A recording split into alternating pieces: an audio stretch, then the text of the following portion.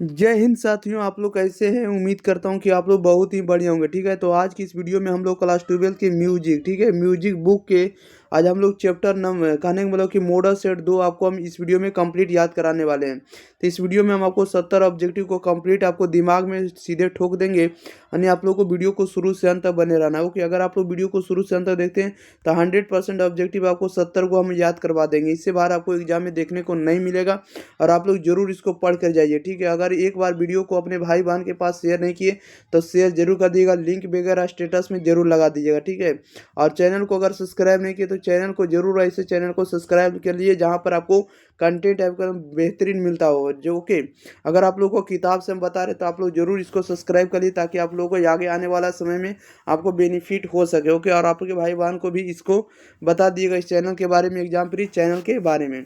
चलिए तो स्टार्ट करते हैं, ज़्यादा विलम्ब ना करेंगे। आप लोग 4 से 5 सेकंड के अंदर कमेंट बॉक्स के अंदर जरूर आंसर बताइएगा।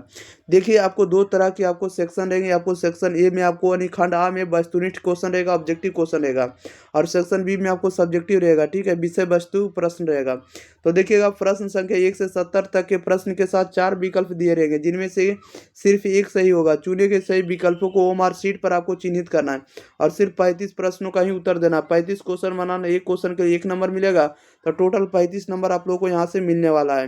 तो वीडियो को शुरू से अंत तक बने रहिएगा, आपको 35 नंबर हम आपको आराम से उठा देंगे। ओके, 35 नंबर आप आराम से बनाकर चले आइएगा बोर्ड परीक्षा में, आप मौज करके आइएगा। ओके, चलिए तो क्वेश्चन नंबर 1 लेते हैं। 1 नंबर में कह रहा है कि 3 ताल में जो है कितनी तालियां होती है। 3 ताल में कितनी तालियां होती है, तो 3 ताल में टोटल मिला के 3 तालियां होती है। राइट आंसर आपका बी हो जाएगा। क्वेश्चन नंबर 2 में कह रहा है कि राग माल कौन से किस थाट के अंतर्गत आता है, बताइएगा। राग माल कौन से जो होता है किस थाट के अंतर्गत आता है, तो यह आता है तोड़ी के अंतर्गत। राइट आंसर आपका डी हो जाएगा। क्वेश्चन नंबर 2 में कह रहा है कि मियां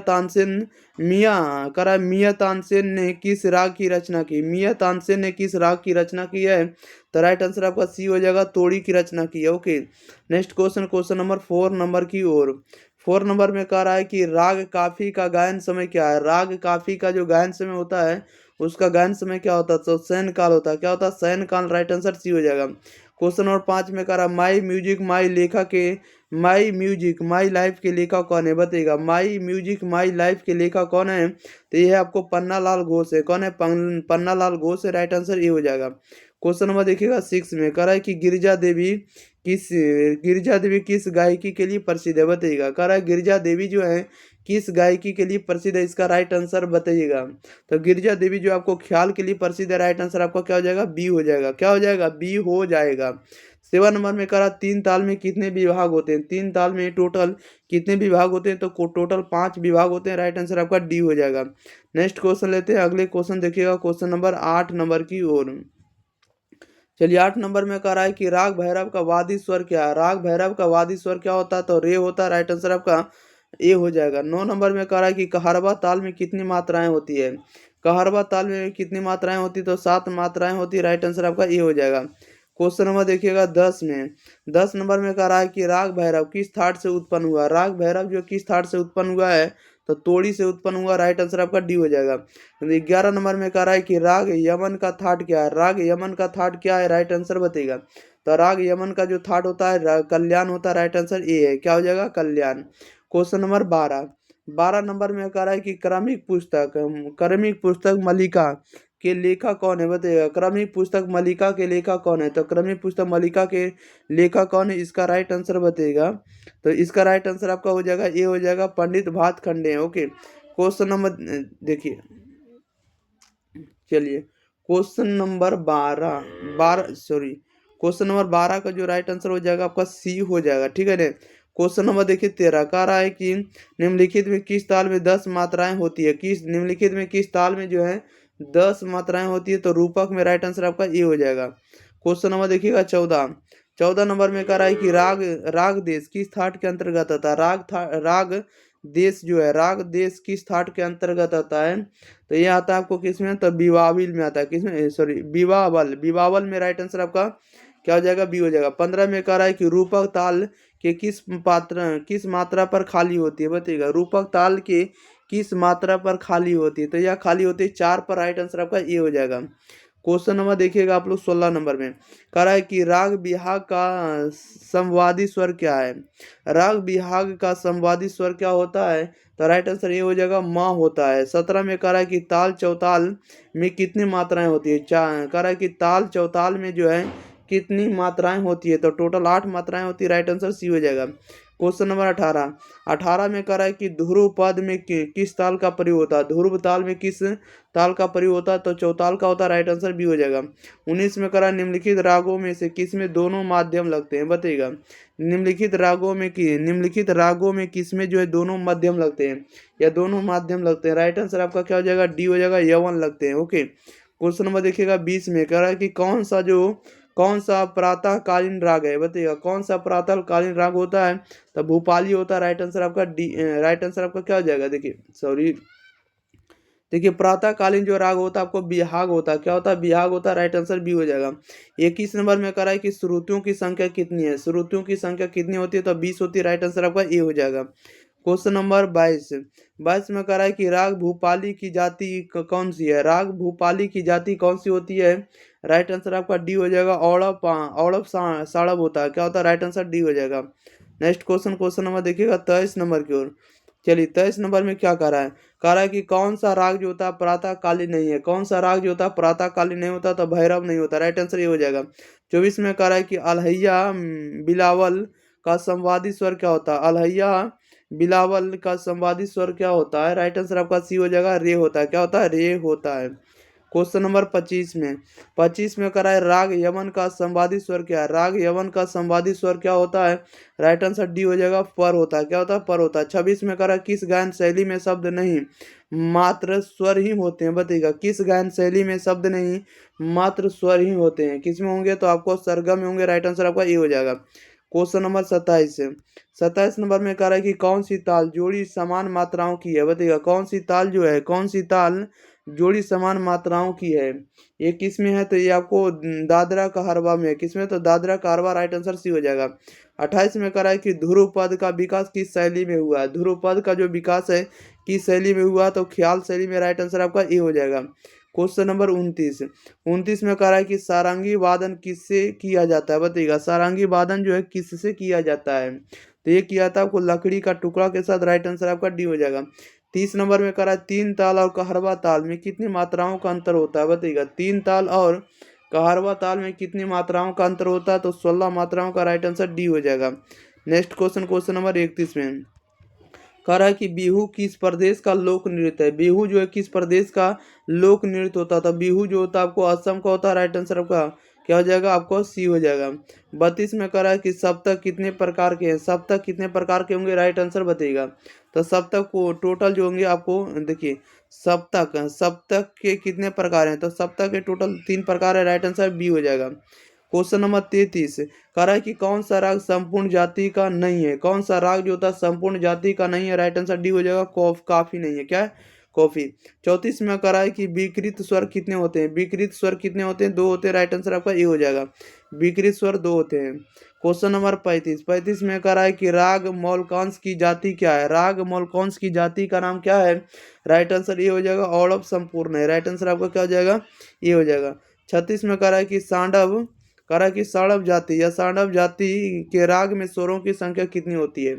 साड़व जाति के राग में स्वरों की संख्या कितनी होती है, तो आपको 6 होती है। राइट आंसर बी हो जाएगा। क्वेश्चन नंबर 37 कह रहा है ध्रुव पद की कितनी बानियां हैं, बताइएगा। ध्रुव पद की कितनी बानियां हैं, तो टोटल 6 बानियां। राइट आंसर आपका सी हो जाएगा। अगले क्वेश्चन नंबर देखिएगा, अगले नंबर 38 नंबर की ओर। चलिए 38 नंबर आप लोगों के बीच प्रश्न आ गया है। 38 नंबर का आप लोग आंसर जरूर बताइएगा। ओके, क्वेश्चन नंबर 38 में करा हिंदुस्तानी संगीत में शुद्ध और कोमल मिलाकर कुल कितने स्वर हैं, बताइएगा। हिंदुस्तानी संगीत में शुद्ध और कोमल मिलाकर कुल कितने स्वर हैं, तो कुल टोटल कितने स्वर हैं, तो 8 स्वर है। राइट आंसर भी हो जाएगा। 39 में कह रहा है इनमें से कौन सा अनबद्ध वाद होगा। अनबद्ध वाद कौन सा होगा, राइट आंसर बताइएगा।